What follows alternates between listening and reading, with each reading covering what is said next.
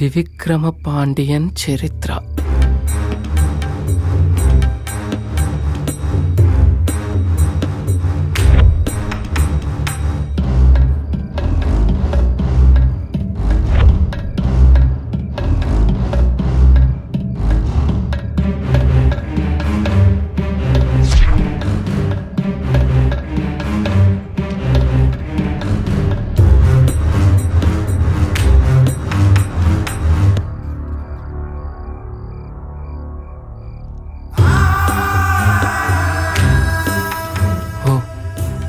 ఇతనేనా త్రివిక్రమ పాండియన్?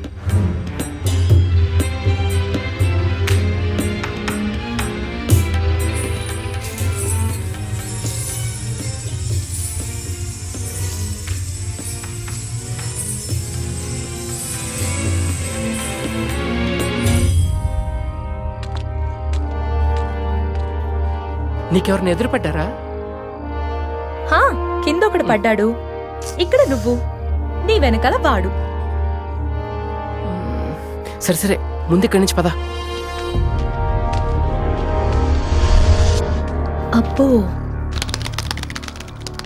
ఈ మహల్ ఏంటి ఇలా ఉంది? అసలు ఈ మహల్ చరిత్ర ఏంటి? చెప్తాను. ఇది 16వ శతాబ్దానికి చెందిన మహల్.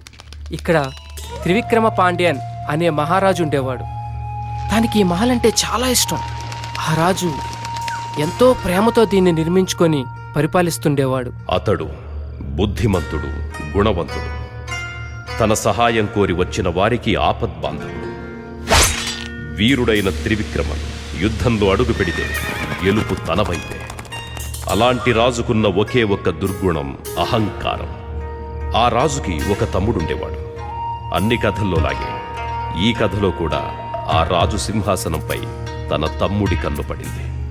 అన్న చేస్తున్న మంచి పనులు ప్రజల్లో పేరు పెంచితే తమ్ముడిలో కసి పెంచాయి. తన అన్న ఉన్నంతకాలం తను రాజు కాలేనని సైన్యాన్ని తన ఆధీనంలోకి తీసుకొని ఇదే మహల్లో తనను బందీని చేశాడు. ఆ అవమానాన్ని భరించలేని పాండ్యన్ మహారాజు తనను తాను సజీవ దహనం చేసుకున్నాడు. అప్పటి నుండి ఇదే మహల్లో ఆత్మలా తిరుగుతున్నాడని అందరూ అంటుంటారు. తనని బందీ చేసిన గది ఇదే. అప్పటి నుండి ఈ మహల్లోకి రావడానికి ఎవరూ సాహసించలేదు. వచ్చినా కూడా సూర్య